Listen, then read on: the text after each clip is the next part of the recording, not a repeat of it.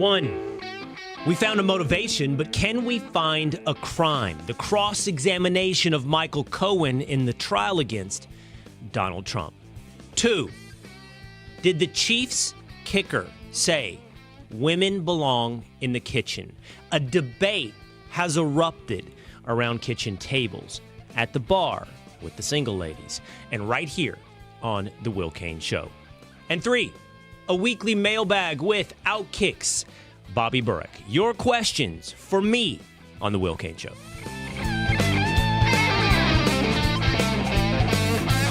It is The Will Cain Show, streaming live on FoxNews.com, on the Fox News YouTube channel, the Fox News Facebook page, and always on demand whenever you like by subscribing to the podcast on Apple or Spotify. The community is growing. The audience is growing week by week.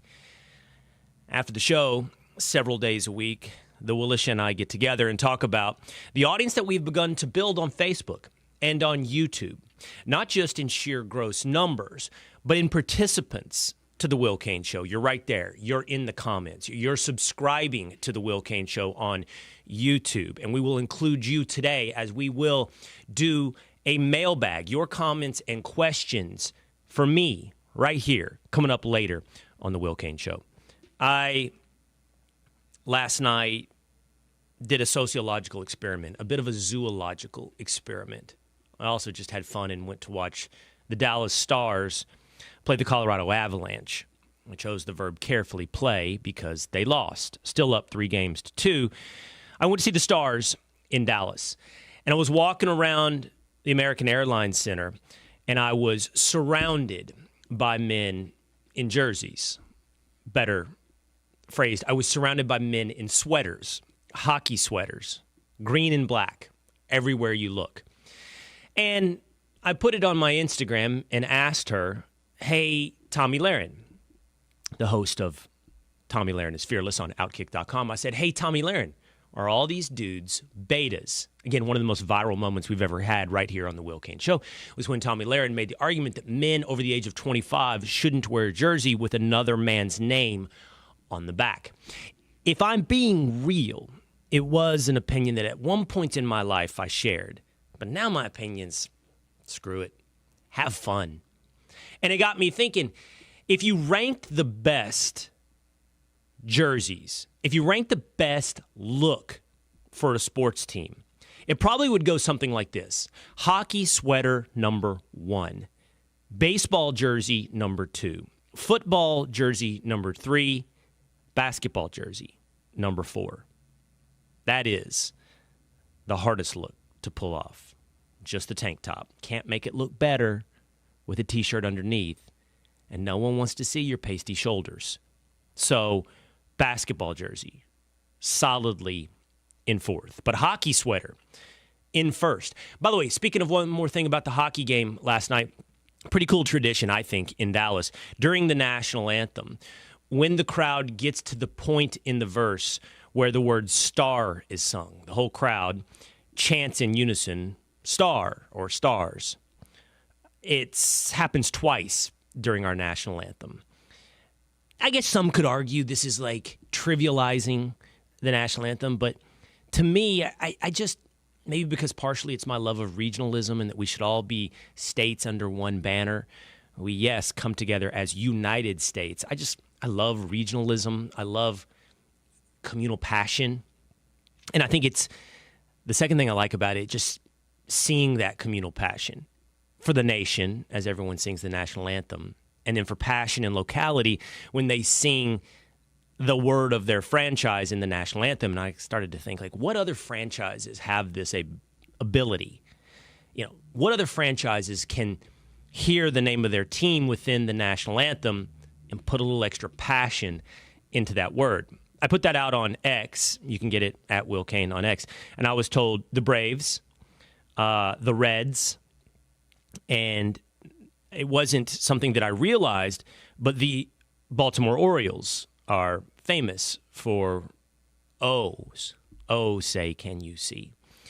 So I think it's pretty cool. I don't know which other franchises have that ability, Braves, Reds, Rockets, and Stars, but I think it's a pretty cool moment right there. In the national anthem during hockey playoffs, and the Dallas Stars. We got a big show here today. Ahead, we've got a big debate over what Harrison Butker, the Kansas City Chiefs kicker, said at the commencement address at Benedictine College.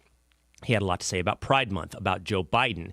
But the debate that has really erupted is what he had to say about women and the workplace. We're going to get into that coming up on the Will Cain Show, but let us start with story number one. The cross-examination of Michael Cohen continues today in New York City in the case against Donald Trump. And one thing we've been able to identify is a motive. One thing we have not been able to identify, which has remained elusive, remains a mystery, is a crime.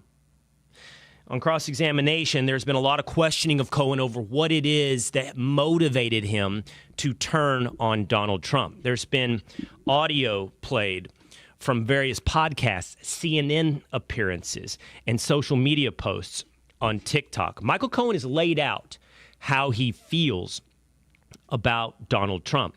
Carrie Kupek-Urban, who is Fox News legal analyst, is in the courtroom. She and several other Fox News reporters send out updates throughout the day, throughout the trial. It's an ongoing email thread made available to all the Fox News employees. And one of her emails from this morning at approximately 10:14 a.m. said, "You have to hear this audio," just played in the courtroom, from Michael Cohen. Cohen is yelling as he says, as laid out below, laid out in a previous email, he says that this is a case of David and Goliath. Cohen is David. Trump is Goliath. On March 30th, Cohen said he had Goliath on his back. Cohen recalls texting various peoples about an interview on CNN. On March 31st, Cohen went on with Joy Reid on MSNBC. And he said he recalls saying on the Mea Culpa podcast, on all these different appearances, how, quote, "I want to thank the DA's office and fearless leader Alvin Bragg for countless hours of laying out payments and crimes. Trump having his picture taken and fingerprinted brings me nothing but delight, but sadness to the office of the presidency." Cohen has said on many of these appearances, whether it was Joy Reid or CNN, that he can't believe what Trump has done to Michael Cohen and his family. It's not made clear what Trump has done to Michael Cohen. Revenge is a big part of the motivation for Michael Cohen. There's audio of him calling Trump dumbass Donald. He has celebrated these indictments. He has celebrated every negative turn for Donald Trump. Where was he so jilted? Where did his motivation turn? Where did he go from being loyal to being an enemy? That's less important than the fact that he is clearly now defined as an enemy, self-defined as an enemy, giving this testimony motivation. Adding to that, his credibility troubles, that everything, including the oath he took when he took the stand, is untrustworthy. He took that very same oath when he took to the chambers of Congress and perjured himself, lied to Congress. He's taken that very same oath on multiple occasions and violated that same oath. So you have a man with impure motivations and totally incredible. And you have yourself not a star witness, but a bad witness that threatens to undermine this entire trial against Donald Trump. But as former federal prosecutor Andy McCarthy has written, what remains a mystery is not Cohen's motivation, but what is the crime here? Why are we in court? Name what he is guilty of. Donald Trump. Concealing payments? To defraud? To defraud whom? Not Stormy Daniels. The state of New York? The voters? To defraud them how? What keeps coming up in this testimony, in this cross-examination of Michael Cohen, is that Donald Trump actually didn't know the details. I got it. No. Don't worry, I've got it. That's what the audio of Michael Cohen is, of him saying to Donald Trump, I'm handling it. I'm the fixer, the self-described fixer. It's not illegal to have a non-disclosure agreement. It's not illegal to make a story go away. Jonathan Turley said there could be a multitude of motivations: hiding it from your wife, protecting a morals clause in the contract with NBC for the television show The Apprentice, which any type of scandal could undermine, or simply protecting your own reputation. There's all kinds of motives for why one wouldn't want it public. An alleged affair with Stormy Daniels, or an alleged payoff or non-disclosure agreement with Stormy Daniels. The only way that there's an argument this is defrauding the public, defrauding the people of New York, that this is a felony, is to say that the only motivation was to protect him as a candidate for president of the United States. All of this, nothing Michael Cohen has yet been able to offer, adds up to anything close to resembling a crime. And most legal experts at this point are taking it for granted that this does not survive appeal because it is so loosely, tenuously, if at all, connected to justice and the law. Now, that hasn't stopped Judge Juan Merchan. Will it stop a jury in New York? Maybe after 2 more days of cross-examination of Michael Cohen, even that biased jury in New York has to see there's a lack of justice, the lack of a crime in the prosecution of Donald Trump. It's a debate that's taking place across sports media. It may be taking place at your kitchen table. It's certainly taken place at bars in New York City. It's a debate spearheaded by the single ladies. It's a debate that is fascinating. Did the Chiefs kicker, Harrison Butker, say women belong in the kitchen? And if he did, let's have that debate next on The Will Cain Show.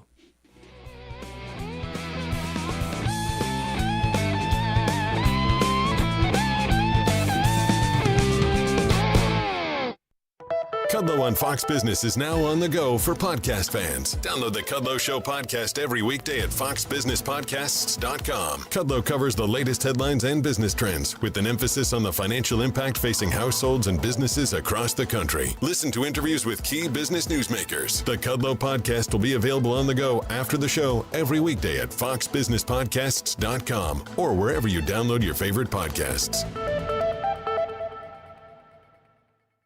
Did you hear the news? Now you can. With instant updates from Fox News for Amazon Alexa. Breaking stories and top headlines, the economy, and so much more. Brought to you by Fox News, America's #1 cable news network. Plus, setup couldn't be easier because everything's ready to go in the app. Just say, Alexa, play news from Fox. In Fox News. It's the latest when you need it, on demand from Fox News and Amazon Alexa. The world of business moves fast. Stay on top of it with the Fox Business Rundown. Every Monday and Friday, Fox Business reporters, anchors, and hosts will bring you beneath the stock market speculation and boardroom drama To tell you about the biggest business stories of today. Whether you're on Main Street or Wall Street, Fox Business is invested in you. Listen to the Fox Business Rundown starting May 20th at foxbusinesspodcasts.com, Apple, Spotify, or wherever you download your favorite podcasts.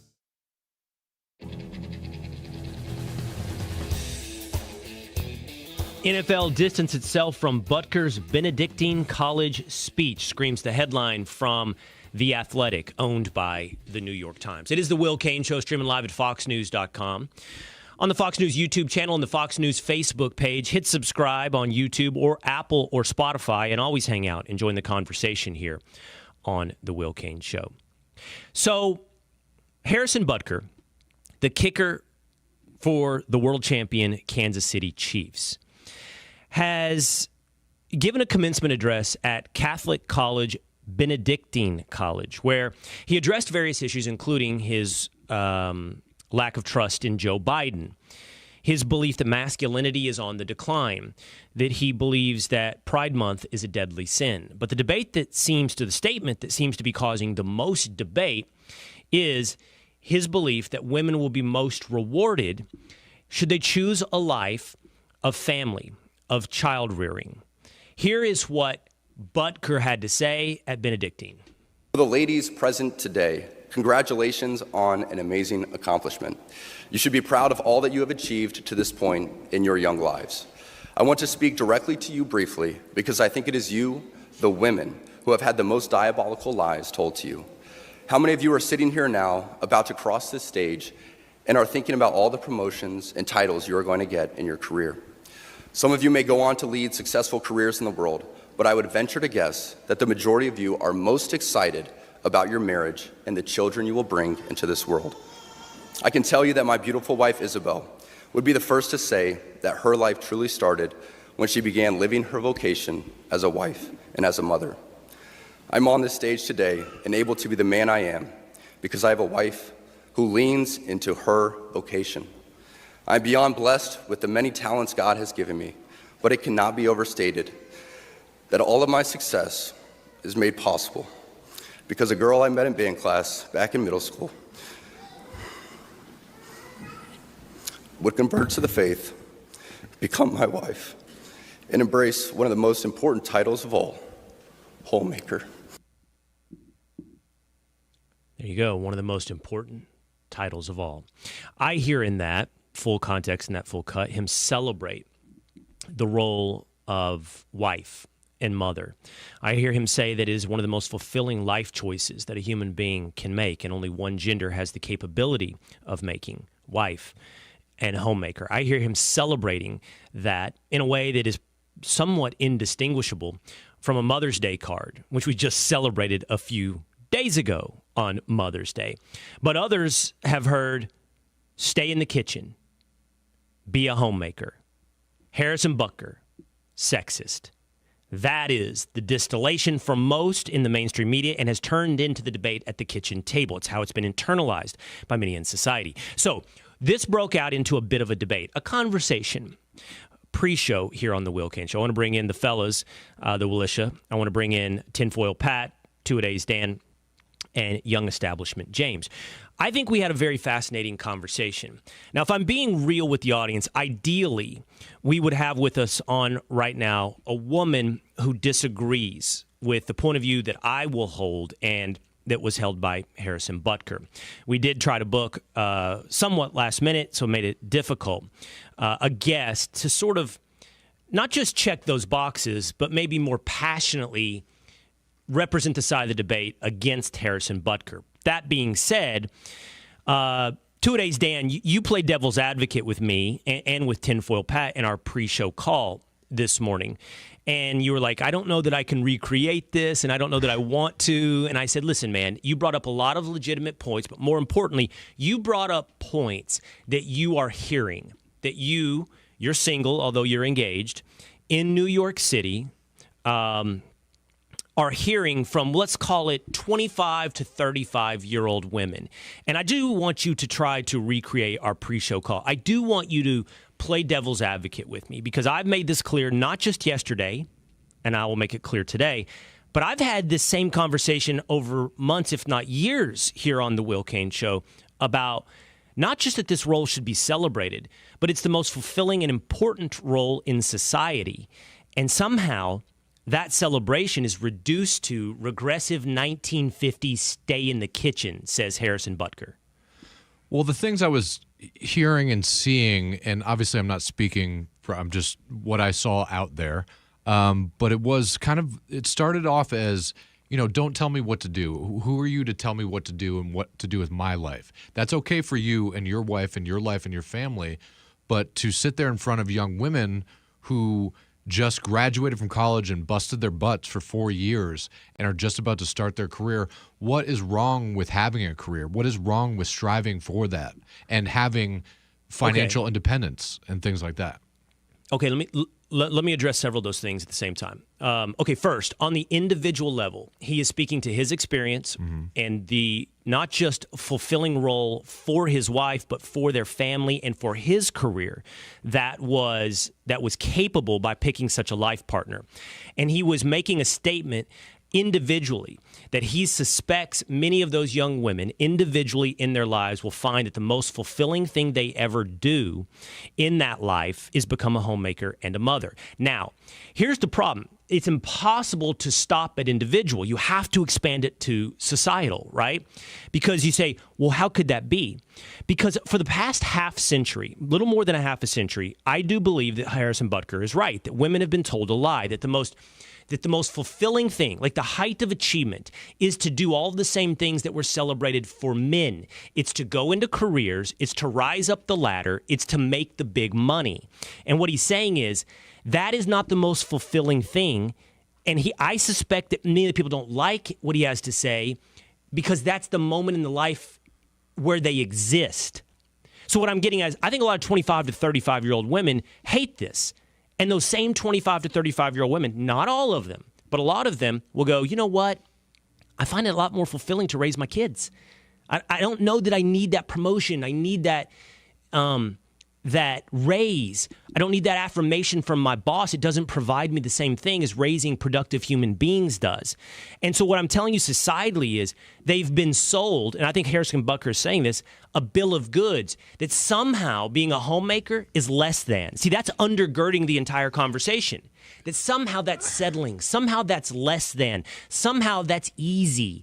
And achieving in the corporate world, that's hard and that's fulfilling and that's accomplishment.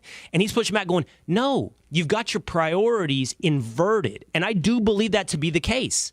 That we as a society have what we celebrate inverted. I cannot be a mother. I cannot be that in my life. And you know what? Those that can should be celebrated for doing so. But why is it the role, they're saying, why is it the role of just the man to be celebrated for a career and to provide? What if the role was reversed? Why couldn't, a man stay home and provide that same type of care for the family? I know when there's a baby, it's way different. But it's kind of like they're saying you can do both. A woman can do both. You can have a career and strive at that and be a mother and a homemaker as well. All right, two things. You made two arguments. I want to address them both. Let's start in reverse order. Can you do both?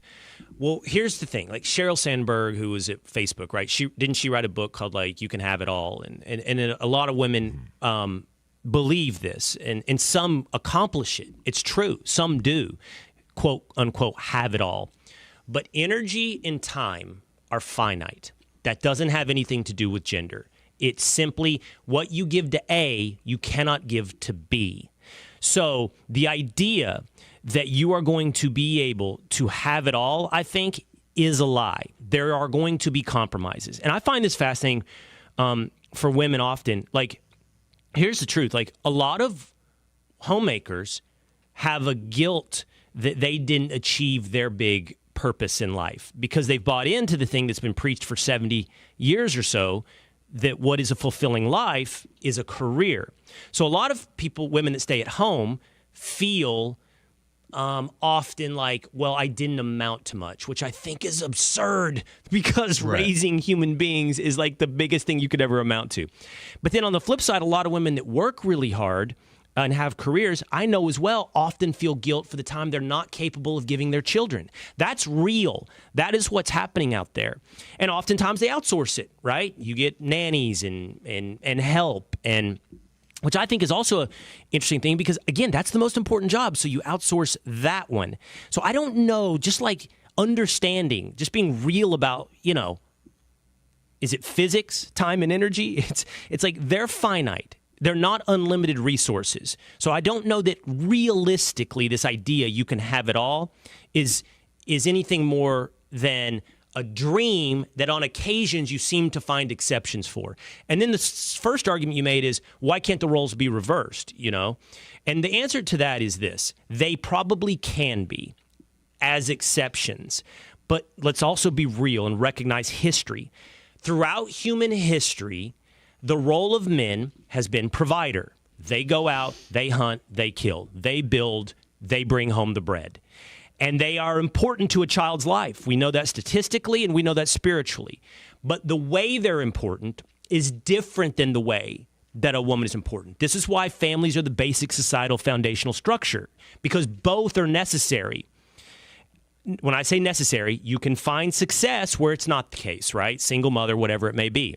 But ideally, both providing different things to a family is necessary. And if you flip it, you know, I do think, I'm not saying it's impossible, but you're swimming against the tide of human history, right? For the man to be the primary homemaker, he doesn't have everything a woman has. Well, look, man, to be real, we're not as empathetic. We're not as patient. We're not a lot of things. And you're going to find individual exceptions. But there are things that we're not. We are more, I can speak to, I'm more logic and reason based versus emotion and nurturing based. And so if you flip it, I'm not saying you can't be successful, but just recognize what you're doing. You're swimming against the tide of human history. Now, I know that you're going to say this, Dan. I think you're going to say it. But that's evolution. That's progress. That's exactly what I was going, and that's what I heard from, and I was speaking about this with my fiance too, and you know, she has a great career and very successful, and she worked very hard at it. And the point is of them is that it's like we can't evolve from those traditional roles, and even going back further, you can have a career and maybe not get married, maybe not have children. There should be nothing wrong with that. It's not defined as you can't just be like, hey, you know, you are in this position because of who you are, and you should find happiness only by being a homemaker or mother. Is kind of the argument that they're going with. There are other things. There are careers. It's fulfilling to have a career and to work hard at it and put something to your own name. It is not as fulfilling. I mean, I know I'm not speaking a parent. as an individual. I'm not a parent. It so is not as fulfilling as raising a family. Right. And I told you guys this. I love this crew. I love this show. This show is very important to me on an individual, not ambition-based level, but for a lot of reasons. I get to have real conversations. I get to have real debate. I am entrepreneurial by nature. I want to build things. You guys know that about me, and what I appreciate about you guys, you three, is you're entrepreneurial. Every day we talk about how can we grow, what can we do, how can we make this show better. None of us are mailing this in. This is not just a collect the paycheck job for any of us. But I said to you, Dan, and I think I would say Tinfoil Pat has 7 kids. You know, Young Establishment James isn't there yet. Nothing we're doing here comes close to the fulfillment of raising a family. It just doesn't. And again, this means the world to me, this show, but nothing compared to raising my family. And so I just think, like, why have we elevated careerism to the top of the hierarchy pyramid?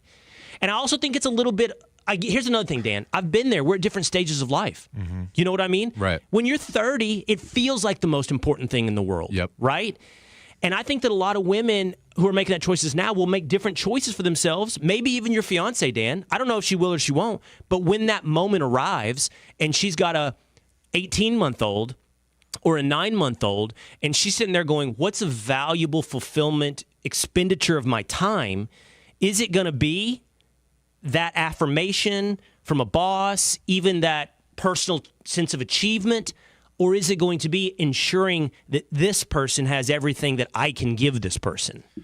Yeah, and that's what one more thing, Dan. Yep. One more thing. There's undergirding something that I hear you saying is also judgment. It's like people don't like to be judged. Yes, right? exactly. Yep. And Harrison Butker is making a broad-based societal observation, and he is celebrating a certain choice. We do that all the time. You know what I mean? Like, to tie in Pride Month, isn't that what Pride Month is? It's like, we're going to celebrate. We may not here on the Will Cain Show, we may not in certain ideological camps, but certainly society has chosen to celebrate certain life choices, right? Mm-hmm. And does that mean that everyone else should feel judged because certain people are celebrating a certain choice for themselves? He's celebrating something, and how everyone else who's like, well, I don't fit your celebration, so I feel judged, and you should shut up, and you shouldn't be celebrating that bigot. Go back to the 1950s. But all they're hearing and seeing what Harrison is saying is that you should be doing this, and this is what's important, and not you can do whatever you want, and that the lie is being told that you can do whatever you want and you should do whatever you want. And so no matter what, it's going to shut them down when they hear it. Anybody would, even if it was a woman saying this and not Harrison Butker, a man. I think even a woman saying the same thing, they would be like, you know what, shut it. I can do it. I can have my career. I can do what I want. I can do both. I can be a single mother. What if I get divorced? What if I need to be financially reliant on myself? You know, all those things. So I think no matter what, it gets shut down right away. I get your argument about divorce and financial independence. You know, I truly do get that. And I think there's even a deeper conversation. Like, if women feel insecure that if I get a divorce and I've put my career on hold for a decade, how am I going to be a provider for my children? Well, this is where it's like, well, we should have a conversation about divorce and child payment. You know, if a man is a provider, he has to continue to be a provider. If the woman set aside being a provider to take on this, as Harrison Butker described it, vocation. I have one more thought, but I just want quickly, you know, from the side of a man who has 7 children, tinfoil Pat, and from the side of a man who has no children and no fiance and no wife, young establishment James. Hey. Guys, just give me your quick 30 seconds to what Dan's playing devil's advocate, and he's sharing with us a lot of things that he's hearing, and I appreciate that from two-a-days. But really quickly, what is your response, tinfoil? Being in similar circles to Butker, he's definitely speaking of his experience more than, and to a certain group of people, more than to the out group of average Americans. So that's interesting. You know, he's giving it at Catholic college, Benedictine. Yeah, that's interesting. Like, he's talking to people that, to some extent, have these beliefs. What about you, young establishment? I think just based on some of the online responses, they're kind of responding not to the video itself, but to criticism of the video. And I think as a dude, it's just kind of your responsibility to bring in enough that you give your spouse the option to do what she wants. Well, can I just say one last thing, Will? It's hard. I mean, in this economy, too, that we're in right now, double income is kind of necessary just to raise even one kid. Yeah. So, I mean, it's tough. Yeah. It's hard not to have double income. So, luckily, I've been. That being said, people have been raising children for millennia in conditions that we would call abject poverty. Sure. People have been raising children successfully for centuries in something we would go, that's impossible. I want to make 2 statements. First, one, Dan, I really appreciate you playing devil's advocate. I want these ideas challenged. This is what I want this show to be. Second, as I often do, I tie in where my brain has been. I told the audience, I've been watching Shogun on FX on the recommendation of Nerdrotic, and I really liked it. I liked it to the extent that I really wish I would have read the 1970s book from James Clavell. But anything that makes me think, and Shogun has a level of philosophy underneath that I think is fascinating. It's about an Englishman in the late 1500s, early 1600s that comes to Japan and encounters a totally foreign culture, right? And he, although he's devoutly religious and he's sort of a warrior for Protestantism, encounters a society that is very, very duty and role based, right? This is what Japanese culture, feudal Japan, even today is. This is a fulfilling life. This is what they argue. Like, to do your duty, that is a fulfilling life. And he's like, and to the extent of committing suicide, right? You must commit suicide in this certain situation, seppuku, I think that's how they call it, seppuku, because it is your duty to your Lord. It is your duty in this life, whatever it may be. And the Englishman is like, talks about freedom. You know, and he's like, but you're a human. You should be free. You shouldn't be bound by all these, in his mind, alien and abstract, unsaid rules. And then the main female character says something like, but once you've achieved all that freedom, how do you get free of yourself?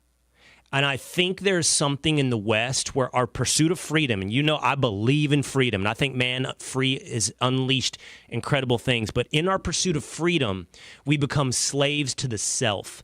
It's like ultimately also freedom is being free of you, your hedonistic desires, your wants, your passions, your momentary flirtations. This is where spiritualism comes in. But there's an element here of understanding as well. There are duties as a human being, and any soldier, any athlete who's done his job knows the fulfillment of not just freelancing, but of doing your duty. And I just think that's a balance we have to consider in a society that's always like, go be you, fulfill you. You know, you can have it all. You might wake up at the end of that pursuit of freedom totally a slave to yourself. All right, I'm going to leave it there. We're going to do mailbag here on the Will Cain Show. OutKick's Bobby Burack coming up for you to ask me questions on the Will Cain Show.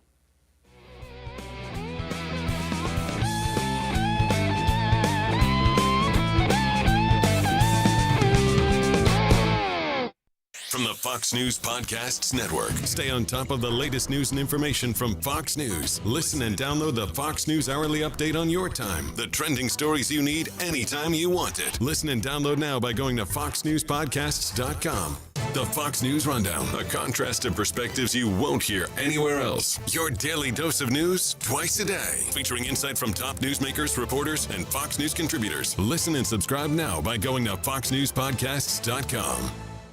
Fox Nation and Sean Hannity take you back to the Wild Wild West, where fortunes were made, rules were broken, and legends were born. This was an age of outlaws and lawmen. Throw up your hands! The business is done here. Go inside the lives of the West's biggest names. Some were heroes, some were villains, but most were a bit of both, and that's where the fun begins. Yeah, you hurt me. I want to hurt you. This is Outlaws and Lawmen, now streaming on Fox Nation. Sign up now at foxnation.com today. From the Fox News Podcasts Network. Hey there, it's me, Kennedy. Make sure to check out my podcast, Kennedy Saves the World. It is 5 days a week. Every week, we check in with Jimmy Fallon, bring in authors for the book club, and even treat some of your favorite Fox personalities to a very special happy hour. Download and listen at foxnewspodcast.com or wherever you listen to your favorite podcast. Kennedy Saves the World. America's listening to Fox News.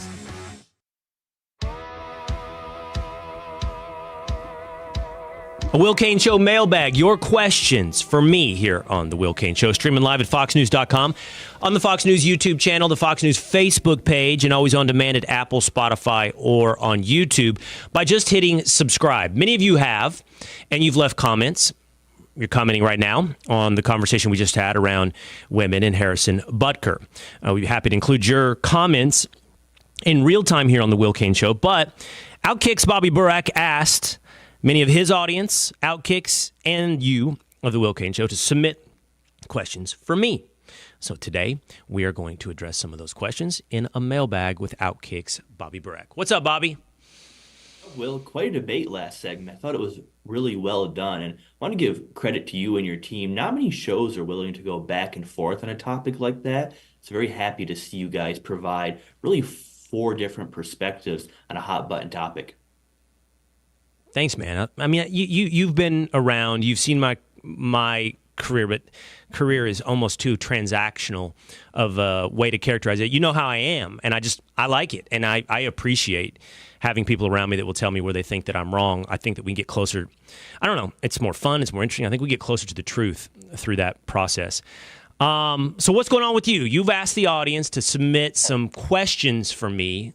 A mailbag. You've always been a big fan of mailbags. You do one at OutKick, as does Clay Travis, and you've done one for us here today on the Will Cain Show. Yeah, so the question's pretty diverse, to use the word. Pretty much everything from personal questions to sports to politics. So I'm going to read them right in order of the ones we picked here, because what better way to start than from Chris from New York, who says, quote, "How far behind the Eagles will the Cowboys finish this year, and what will it take for Will to don a Kelly Green Jalen Hurts shirt on the Will Cain Show this season?"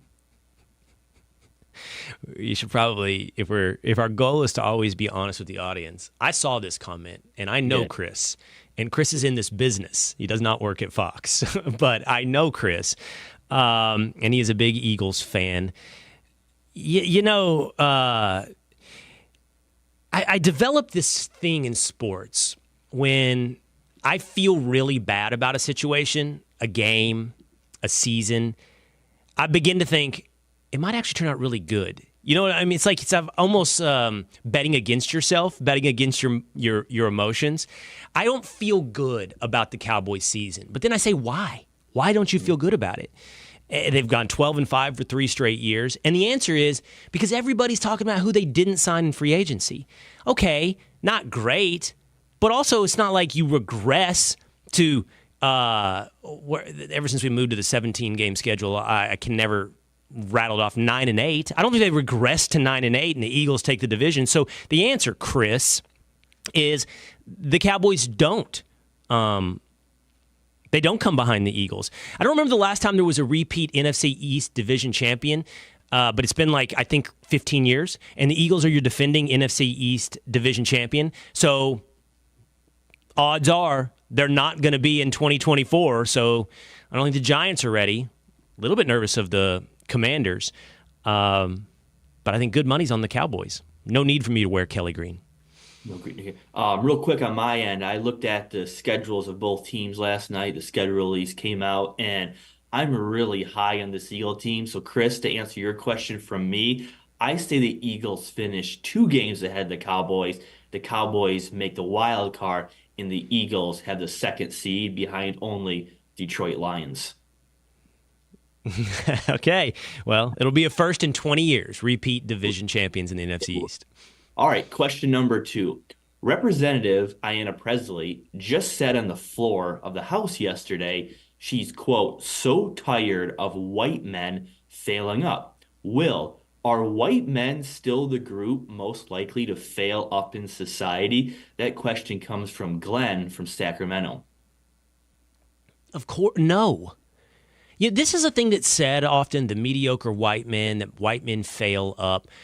You know, I'm tempted to go, give me an example. But the truth is, somebody will be able to come up with an example. There's always, exceptions to the rule. But, I mean, we could sit here, especially in media, and rattle off numerous individuals who get shot after shot after shot after failed ratings and canceled shows.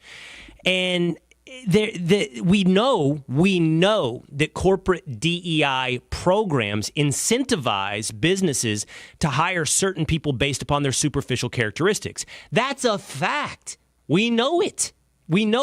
So explain to me how white men fail upwards in these situations. I think next week we're going to have somebody come on who's written a book about the only acceptable form of racism these days is racism against white people, and in particularly white men. Now, I'm not here to go, I've had it so hard throughout history. No, I understand history. I'm talking present tense. The way that things are structured today. And the way that things are structured today, it's absurd to hear that from Ayanna Pressley.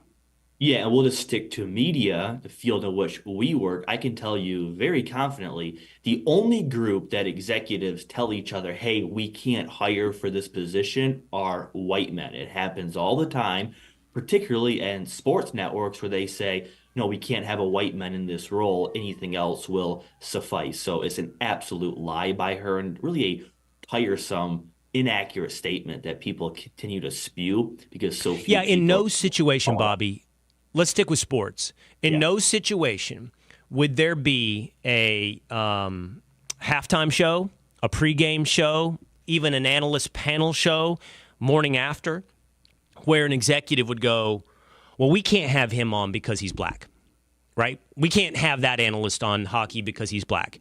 They would never say, well, we can't have that analyst on because they're Latino. But they not only could, they have, and they do say, well, we can't have that person on because they're white. They definitely say that. Too many white people on the panel, whatever it may be. They never say the opposite. They would never say too many minorities on the panel. They would definitely say too many white people on this given show. Yeah, perfect example, if we'll just talk about sports.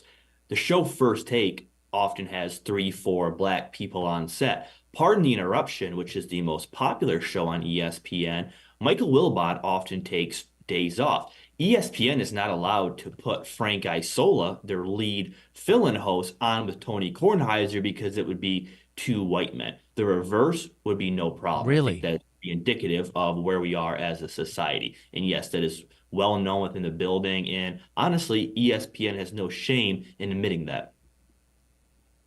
Hey, Bobby, I want to ask you a question. You and I have had many conversations about media, and this just is following my own personal curiosity. This is following up on a conversation I had on yesterday's episode, Off the Rails with Pete Hegseth. We were talking about Caitlin Clark, and I want to tell the audience, I had that conversation. I said, I want to see where the ratings come in. Well, the ratings have come in. 2.2 million people watched Caitlin Clark's first WNBA game, which outpaces NHL hockey, playoff hockey. The question will be how much of it is a novelty, and does it last? I know the stats that when the WNBA first launched in the late 90s, I think they were doing like 3 million, and now they don't get 1 million. So there's a novelty effect that you have to see if it translates over time. But here's what I wanted to ask you, because this is the conversation I got into around Caitlin Clark, and I just can't get my mind around it. In media, there's this thing going on where I don't know if the word is relevance or virality. There's a lot of people in our business who people pay attention to what they have to say on social media, okay? But that doesn't translate into a recognizable media property. And I'm trying to what am I talking about here? What is value? Because I sit there and I go, is relevance value? Just getting attention, is it value? Because Dave Ramsey, for example, I've talked about Dave Ramsey, the financial guy. He has no quote-unquote virality or online relevance, but he has a massively influential and successful media business. And on the flip side, we could identify a ton of people who are in the everyday conversation online, drivers of the conversation, but they have nothing beyond that. And I'm just trying to make sense of what matters, which is valuable. Well, yeah, and to follow up on that, Caitlin Clark's numbers, remember, her game was Monday night or Tuesday night. It aired on ESPN2, which usually draws 60% less numbers than the main networks like ESPN or TNT. I would venture to guess that game would have averaged over 3 million viewers had it been on the main ESPN channel. So I think her numbers are even more impressive when you factor in that. But yeah, it's a good point. Look, Dave Ramsey arguably has the largest audience in all of media between radio, podcast, YouTube, but he's not talked about on Twitter or Media Matters or Mediaite. But when it comes to what matters, a lot of times public perception matters until it doesn't, meaning the bottom line usually wins in the end. So people can criticize Caitlin Clark or say that other players, particularly black women, should get more attention in exchange of all the publicity Caitlin Clark gets. But the numbers keep telling us over and over again, people want to watch Caitlin Clark just like the way they wanted to watch Tiger Woods or Michael Jordan or Serena Williams. I think at the end, the consumer will tell you what they're interested in and what they're not. All right. What's next in the mailbag? All right. This is a pretty good transition. Your old friend, or actually current friend, Ryan Russillo, he put out a tweet the other night saying, why do all these old NBA players hate Nikola Jokic? He's clearly the best player in the NBA. So, Will, why won't current and former players acknowledge Jokic as, which I'm sure you will admit, the best player in all of basketball for the past, let's say, 4 years? Yeah, 3 reasons. And we did this on an episode of Cain on Sports, the Friday sports edition of the Will Cain Show. I believe we did it with Andy Bailey, NBA analyst. There are 3 reasons why Nikola Jokic doesn't get the respect that he should from older NBA players. 1, he's European. So there is a prejudice, we can call it good or bad, towards American players. And this affects almost every European player. I think it affects Luka Doncic, who I think also is right now as we speak and has been over the last several weeks. Now, Doncic hadn't had a great playoffs. He did last night for the Mavericks. But, the constant elevating Shai Gilgeous-Alexander, not just Doncic, but of Jokic. I think it's partly because Doncic is an American. I think the same thing with Dirk. And we're going to get to it because you're seeing a commonality, a theme here with all these Europeans, but I don't think it's just that theme and why I separate it out. I think it happens with Giannis Antetokounmpo as well. I don't think Giannis has gotten full respect for how great he was, in part because he didn't grow up in the AAU circuit. He's not American. He's not African-American culture. He is European. So that's 1. 2, style of play. Jokic's style of play is in a way a throwback, like 1960s style basketball, but also in a way futuristic.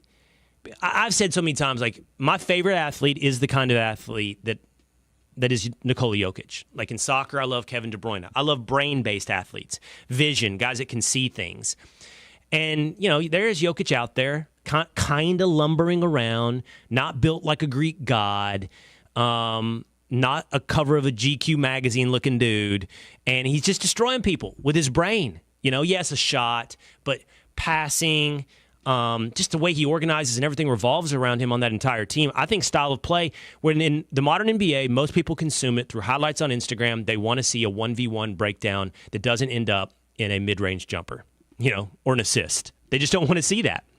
Right. So I think style's number 2. And number 3 is race, because he's white.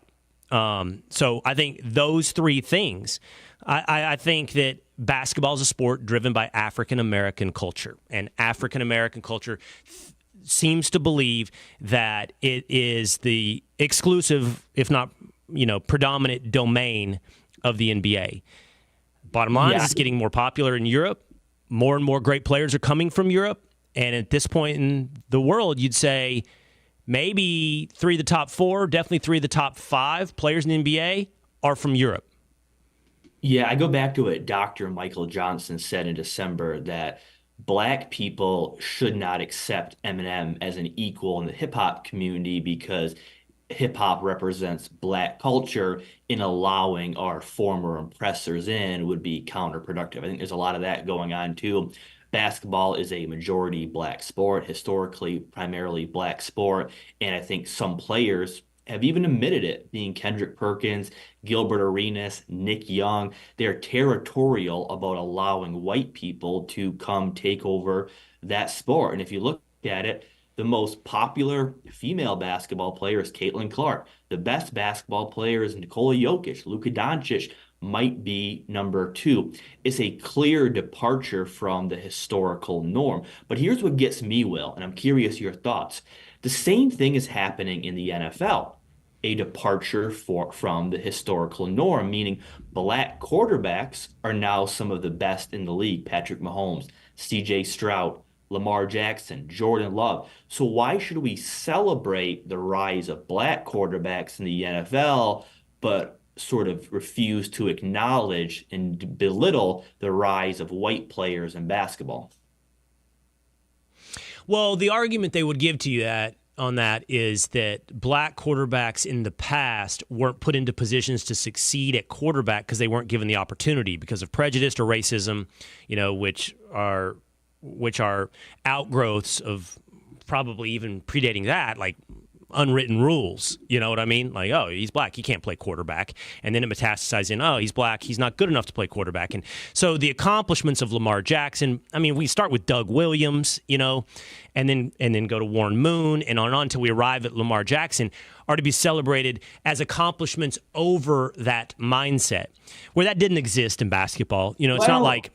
Well, hold on, though, because over the past 30 years, there's been a lot of stereotypes that white men can't jump or white men can't hoop. Doug Gottlieb talked about it a lot when he played college basketball. I think white players have also... Well, that definitely is true. Yeah. Mm-hmm. Yeah, that's definitely true. This is going to be a dangerous word. I'm just not sure it was as systemic. I don't know. This is where we get into systemic versus culture, prejudice versus a system of rules. I mean, look, you always had Bill Walton, you always had Larry Bird, you always had Jerry West, but I agree with you. There is a culture of dismissiveness towards the white player. He can't be that good. It's like the white corner as well, right? We'll see how good Cooper DeJean is with the Eagles. But I mean, I want to be real, as well. The conversation we're having is real, and people you said the word white. No, well, you know what I also said? The truth. So if you want to have a real conversation, have the truth, this is it about Jokic. Yeah, absolutely. All right, question 2 more to go. What story is not getting enough attention heading into the 2024 election? That is from Serena. Oh, Serena. Open-ended questions where one must fill in the blank. My gut answer on that is not going to be satisfactory because you want me to give you a story that already exists that isn't getting enough attention. When my gut reaction is, it's the story that's yet to come. I think that what's going to happen is within a matter of months, there is going to be a story that absolutely takes over the news cycle for a not insignificant amount of time, weeks, maybe even a month, that drives the conversation towards this presidential election. And what will have to happen will be whatever that story is, will have to be looked at as to whether or not it's manipulation. Is it real? Is it fake? Or if it is, and it is real, is it being suppressed? I just think that bomb is yet to go off. The Hunter Biden laptop story, replacing Joe Biden. I think that whatever is going to happen that actually is the story that affects this presidential election has yet to happen. Yeah, I mean, to me, this is simple. Last November, the House Judiciary Committee submitted a filing disclosing some of the interactions that social media companies had with the Democrat Party, the DNC, and Democratic officials. We know from the Hunter Biden laptop story and from reports from Media Research Center, Google, Facebook, Twitter, Instagram, and TikTok all somewhat interfered in the last election by burying and amplifying subjective political content. Republicans still complain about that to this day. But what have they done to stop it? Nothing. The powers that be have done everything they can to try to derail Donald Trump's momentum. Are we really supposed to believe that Facebook, TikTok, and Google are not going to use their uncontested power to again help the Democrat Party? I think we'd be fools to say no. They have no reason not to do it again. Yeah, I totally agree. And so that will be the manipulation of that story, either the elevation of a false story or the suppression of a real story that affects this presidential election. All right, last question. Last one. This is from Tyler from Austin, Texas, a place you know well. Will, how much impact will the media have on this election? After covering up the Hunter Biden laptop story 1 year ago, voters surely know the media isn't telling them the truth. Will the media still be able to influence votes come November? Yes. The media will have a massive influence. I'm going to go back to our Harrison Butker conversation. So I think we take for granted the way that people consume news. And those of us, perhaps, that are watching right now that are more dedicated consumers of information will look at something and go, look how that's being manipulated. Look how that's not real. Or look, here's the other side of the story. And I don't think that's what the vast majority of people do. The vast majority of people let the news wash over them. That doesn't mean they trust it. Like if you asked them, if they answered a poll question, they may say, I don't trust the news. But that doesn't stop them from letting the news wash over them. And what I mean by that is picture like a dam that a beaver built on a river, and different logs come flowing down the river, and some go over, and the most go over and flow over and on down the stream, but some sticks and twigs stick in the dam, and it builds up bigger as you go. Like the Harrison Butker story will wash over the vast majority of people, the details, what he actually said, the interesting debate that we had, and the conversation as a culture that we should have, that will all wash over the dam, and the stick that gets stuck there will be, oh, he said women should stay in the kitchen. How 1950s? And that's the only thing that will be internalized. And so as you walk around, like the vast majority of people will be like, I can't believe that Chiefs kicker. And they may even do it if they're conservative. You know what I mean? And so when you have a media that manipulates, and the tricks are so obvious but so consistent, like whatever it is, Donald Trump said X, and it just doesn't take much investigation to realize he said X, Y, X, Y. You see what I'm saying? Like, so in context, oh, he didn't actually say what you trimmed him down to saying, or the way he said it, or it was a joke. Like I saw a headline the other day, Bobby, from CNN. It was a lower third. I think it's real. Yeah. Where Donald Trump made a joke at the rally about Hannibal Lecter. I can't remember what the joke was, but the CNN lower third was Donald Trump praises Hannibal Lecter. I mean, are you kidding me? And like that's going to wash over people, and they're going to go to a barbecue and go, "What now? Now he's praising Hannibal Lecter?" Well, look at the bloodbath comment. He was referring to the automotive industry, and the media at large made it seem like he was promoting a civil war. But a month ago, he said if you vote for Biden, it's going to be a bloodbath amongst the auto industry. And that was manipulation. That was deceptive. It was dishonest. But this answer is pretty simple to me. I assume Tyler's talking about the establishment media.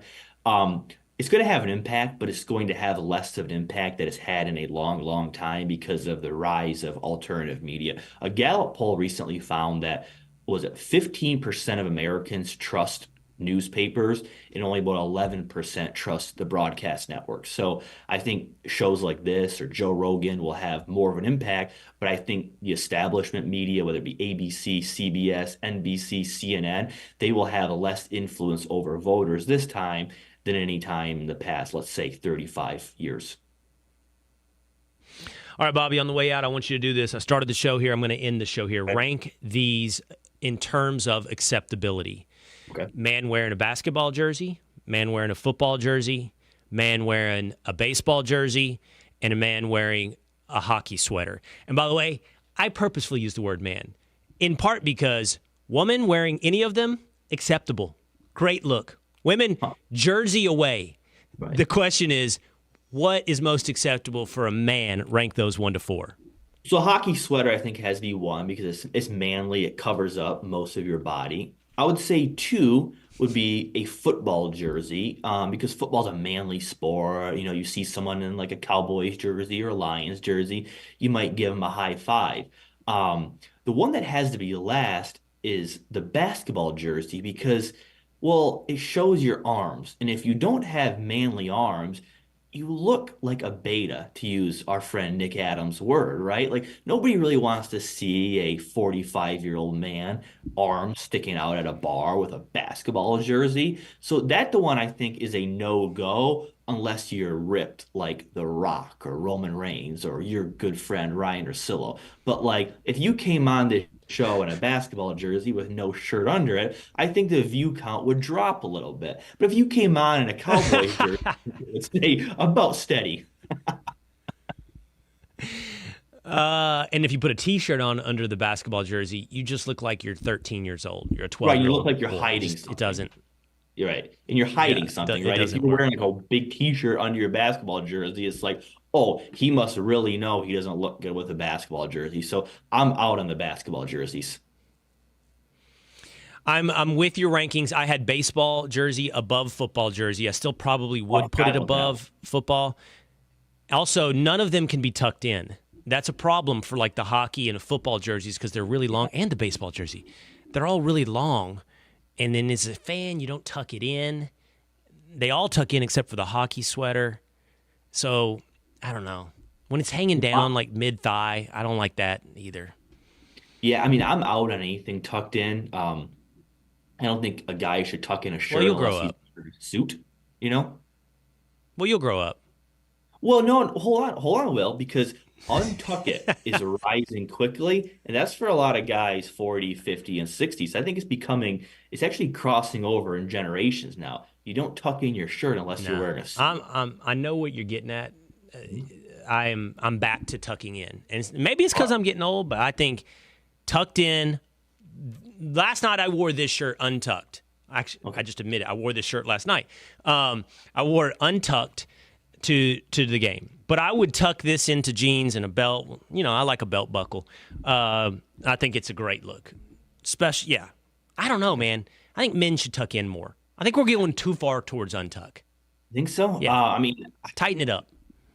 I might have to run a Twitter poll on that because my understanding is 2 things are out. Men tucking in their shirt and black suit jackets. You have to do dark blue or gray now. No, I'm with you on the suit jacket. But yeah. Mm-hmm. Okay. You're out. You're wrong. You'll grow up. It's like the woman who's real offended by what Harrison Butker had to say. You'll change. You'll change. Just give it some time. You'll change when it comes to tucking in your shirt. We'll see. All right. Bobby Burack of OutKick with that Thursday mailbag. Appreciate you jumping on, man. It was fun. All right. Talk soon. Looking forward to it. All right. Take care, Bobby. Check him out at OutKick.com. All right, that's going to do it for us today here on the Will Cain Show. Tomorrow, sports exclusive episode with OutKick's Dan Dockett. You don't want to miss that, so we'll see you again next time.